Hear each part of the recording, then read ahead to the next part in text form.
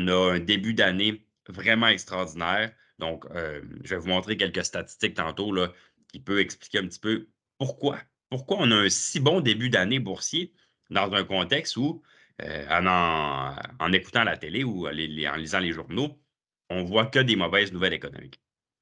Finalement, le retour du revenu dans le mot revenu fixe, c'est-à-dire qu'on a passé de longues années avec des placements en revenu fixe qui n'avaient plus d'intérêt, plus de coupons d'intérêt.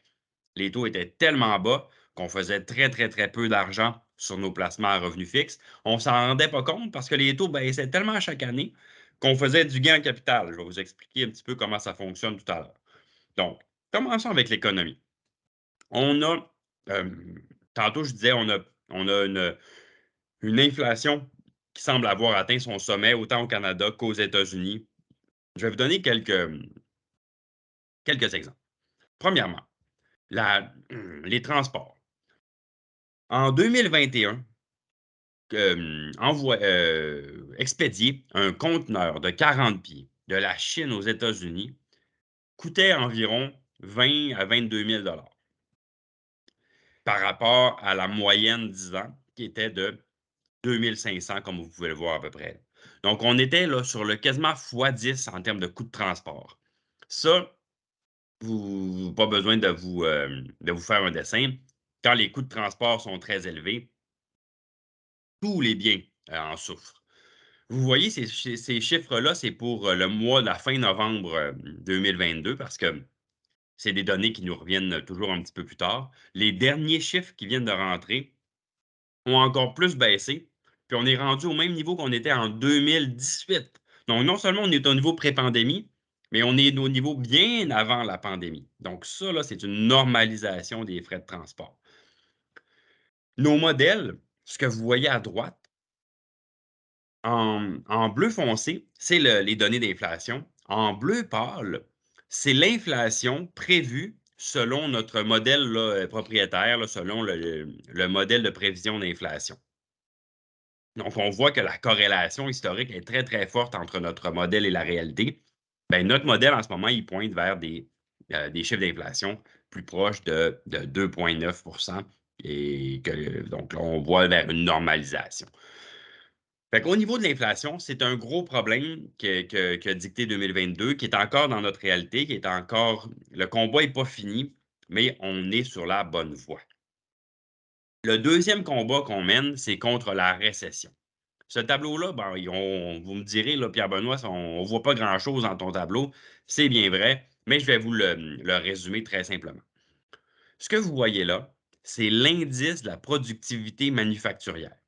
Si parmi vous, il y a des gens qui écoutaient là, Gérald Filion à RD Économie, des fois, il va dire les données de l'ISM, l'indice manufacturier de l'ISM est sorti aujourd'hui, ou du PMI, et puis on a au Canada 52 et aux États-Unis 57. Puis là, vous entendez ça, puis vous dites bon, ben, tant mieux, qu'est-ce que ça veut dire? On n'a aucune espèce d'idée. Ben, aujourd'hui, je vais vous le dire, c'est pas compliqué.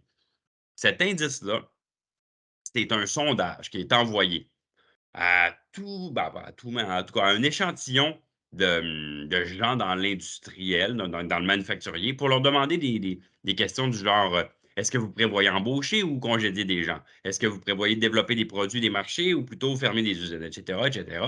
Donc, on va voir leur prévision, leurs sentiments à eux, puis on va accorder une note globale aux réponses. Lorsque on est au neutre, c'est la note de 50. Lorsqu'on est en haut de 50, c'est très positif. Puis lorsqu'on est en bas de 50, c'est négatif. Et puis, la disparité que ça peut avoir, là, c'est grosso modo entre 40 et 60. Donc, quand on est en bas de 40, c'est vraiment atroce. Et quand on est en haut de 60, c'est le paradis. Bon, en juin 2021, on a atteint aux États-Unis 62. Juillet 63. Donc là, on se dit, waouh, l'économie est en feu. C'est absolument merveilleux. Tout le printemps, là, c'était encore merveilleux. On se dit, ben, c'est des super bons moments pour investir, ça. Mais vous le savez comme moi, c'est l'argent qui a été placé à ces moments-là, finalement, a subi 2022. À l'inverse, Lorsqu'on est dans le rouge, on pourrait se dire, bon, ben, on s'en va en récession, c'est pas des bons moments pour investir, c'est les pires moments pour investir. Ben non, c'est encore là, c'est l'inverse qui se produit. La statistique est impressionnante. Lorsqu'on est en haut de 60, le rendement moyen 1 an est de 1%. Et puis, quand on est en bas de 46, le rendement moyen a été de 16 à 17%. Donc, autrement dit, étrangement, lorsque l'économie est à son pire, le rendement prévisionnel est à son meilleur. Et lorsque l'économie est à son meilleur, le rendement prévisionnel est à son pire. C'est le monde à l'envers. Mais en même temps, si on y pense, c'est logique aussi. Hein? La pire stratégie pour perdre de l'argent en bourse, c'est de acheter haut et vendre bas. Évidemment, on veut éviter ça. Nos gestionnaires veulent éviter ça. Nos gestionnaires qui s'occupent de la répartition, de l'achat des titres, qui finalement prennent les décisions de placement, on veut qu'ils achètent bas et qu'ils vendent haut. C'est ça la logique, ou du moins qu'ils conservent, mais qu'ils achètent bas le plus possible. Donc là, on est maintenant à des niveaux beaucoup plus intéressants. Les chiffres d'octobre étaient autour de 49, 48. Et puis là, les prochaines données qui sortent très, très bientôt, c'est mercredi en fait, on s'attend que ce soit autour de 47, 46, qui est normalement un très bon moment pour acheter. Les indicateurs économiques avancés aussi, donc tout ce qu'il y a de signes plus économiques en ce moment et sont beaucoup plus proches là, de creux. Encore là, ce graphique-là était au 30 novembre. Les dernières données sont encore plus basses. On voit que c'est une dégradation de l'économie, mais euh, comme vous l'avez constaté dans vos portefeuilles, la bourse, elle, a bien réagi.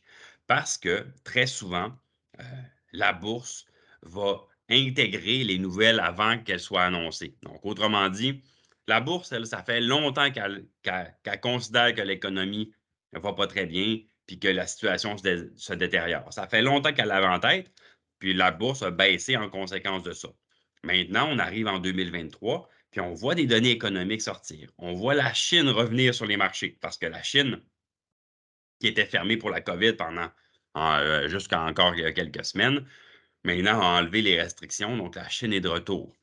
Ça, c'est très positif pour les marchés boursiers. C'est 1,4 milliard de nouveaux consommateurs. Ça, ça paraît. On voit en Europe aussi la situation liée à la guerre en Ukraine et au chauffage.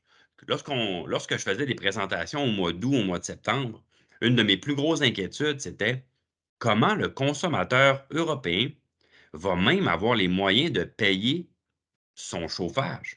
Parce que à ce moment-là, une tonne métrique de gaz naturel se transigeait aux États-Unis autour de 9,15 $. Euh, Ce qui est les sommets atroces. Et puis aujourd'hui, on est rendu autour de 3 $. Ça évolue très rapidement, là, mais c'est à peu près ça. Donc, il y a vraiment eu une grosse, grosse baisse du prix du gaz naturel. Et en plus de tout ça, l'hiver en Europe est très, très chaud jusqu'à présent. Donc, le consommateur n'a pas eu besoin d'investir autant d'argent que prévu dans le chauffage. Ben, cet argent-là, elle va soit à la consommation, soit au remboursement de dette, plein de choses qui sont un petit peu plus positives. Donc, pour l'économie, la conclusion est que oui, c'est vrai qu'il y a des bien bonnes chances qu'on s'en aille en récession, probablement surtout au Canada, je dirais. Aux États-Unis, il y a peut-être encore des chances qu'on l'évite, mais de plus en plus, le marché croit qu'il y a des chances que les États-Unis évitent la récession. Au Canada, je pense que ça va être plus difficile à éviter. Mais mais ça ne veut pas dire qu'il n'y a pas des bonnes perspectives pour les actions. En général, lorsqu'une récession est déclarée, la plus grosse partie des baisses est derrière nous. Pas toutes les baisses, mais une partie. On a, ici le graphique par rapport aux corrélations, un thème dont je parlais tout à l'heure. C'est un thème un petit peu plus complexe, certes, là, mais il est très important parce que les corrélations font que c'est très difficile de faire des portefeuilles diversifiés. Un portefeuille diversifié, l'objectif, c'est que lorsqu'une classe d'actifs va bien, une autre va mal. Lorsque elle qui va mal va mieux, l'autre va moins bien, puis ça fait un rendement plus lisse dans le temps. Lorsque les actifs sont très corrélés, ça veut dire que tout monte en même temps, tout baisse en même temps, ça augmente la volatilité. Donc, ça fait là que vous avez vécu en 2022. Dès vous receviez vos relevés, après 3 mois, on vous avait perdu 10%. Après 6 mois, on a remonté de 10, on a repassé de 10, on a remonté de 10. Tout au long de l'année, ça a fait des hauts, des bas, des hauts, des bas. Ça, c'est très stressant. Puis, ça joue sur le moral des investisseurs. Quand les corrélations rebaissent, là, la création de portefeuille devient beaucoup plus intéressante. Tantôt, je disais que les marchés avaient déjà tenu en compte le risque de récession. Ce qu'on voit ici, c'est un graphique depuis 1970. Euh, Combien la bourse baisse lorsqu'il y a une récession? Les points bleus, là, c'est des points de récession, puis la courbe, c'est le rendement annualisé. Donc, ce qu'on voit là, c'est que la chute qu'on a vécue en 2022 ressemble pas mal à un creux. Des fois, ça va plus bas, comme en 2008, on voit que c'est allé beaucoup, beaucoup plus bas. En 2000, ça ressemblait beaucoup. Les autres, ça ressemblait vraiment beaucoup. En 70, ça est allé plus bas. Mais on voit là, qu'on n'est pas loin, qu'on n'était pas loin. Puis on voit que ça a beaucoup remonté depuis ce temps-là. Le pétrole, le pétrole, c'est un enjeu qui a deux niveaux. Au Canada, c'est très, très important. L'économie canadienne est une économie largement pétrolière, là. Donc, on a Hem, on a premièrement de faibles productivités, donc on a vraiment sous-investi dans la production de pétrole dans les dernières années, étant donné que politiquement, là, c'était pas bien vu là, d'investir là-dedans. Donc, on a sous-investi, donc on avait une sous-productivité en pétrole. Mais en même temps, on a une récession que normalement baisse la demande de pétrole. Et en même temps, on a la Chine qui revient dans le marché qui devrait augmenter la demande de pétrole. Donc là, on est dans une espèce de trifecta là, qui nous fait croire que le pétrole devrait se maintenir là, dans un niveau similaire à ce qu'on le voit en ce moment. Euh, Par contre, malheureusement, les prix prévus pour l'essence sont appelés à monter parce que la capacité de raffinage est encore problématique. Je me dépêche un petit peu plus parce que je parle trop. Les évaluations. Les évaluations en bourse, c'est très, très, très important. Ce que vous voyez là, ici, là, je sais que ça peut paraître un petit peu technique, là, mais je vais vous prendre 2 minutes pour vous l'expliquer parce que c'est ce qu'il y a de plus important dans la bourse, c'est combien on paye pour une action. Quand vous voyez 18 aux États-Unis, comme vous voyez là à gauche du graphique, ça veut dire qu'en moyenne, une entreprise vaut en bourse 18 fois ses profits. Donc, si une entreprise fait 1 milliard de profits par année, sa valeur en bourse va être en moyenne en ce moment autour de 18 milliards aux États-Unis. La même entreprise, mais au Canada, qui fait 1 milliard de profits, vaut en moyenne 11,8, presque 12 fois, c'est 12 milliards, donc beaucoup moins cher. En Europe, c'est la même chose autour de 12 milliards. En Chine, on est à 8. Donc, qu'est-ce que vous voyez là? C'est que aux États-Unis, le prix des actions, la valeur accordée au profit, est dans la moyenne. Tandis qu'au Canada et en Europe et en Chine, on est beaucoup, beaucoup, beaucoup inférieur à la moyenne. C'est là qu'on voit des belles opportunités. Donc, oui, les plus belles compagnies sont probablement aux États-Unis, mais c'est aussi là qu'on les paye les plus chers. Donc, c'est important de garder une diversification entre les deux. Je donne souvent l'exemple des voitures, de dire, euh, c'est vrai qu'une Mercedes, ben, c'est probablement une meilleure voiture qu'une Renault 5, mais c'est pas le même prix non plus. Donc, en Europe, il y a bien, bien, bien des défis, d'où l'exemple de la Renault.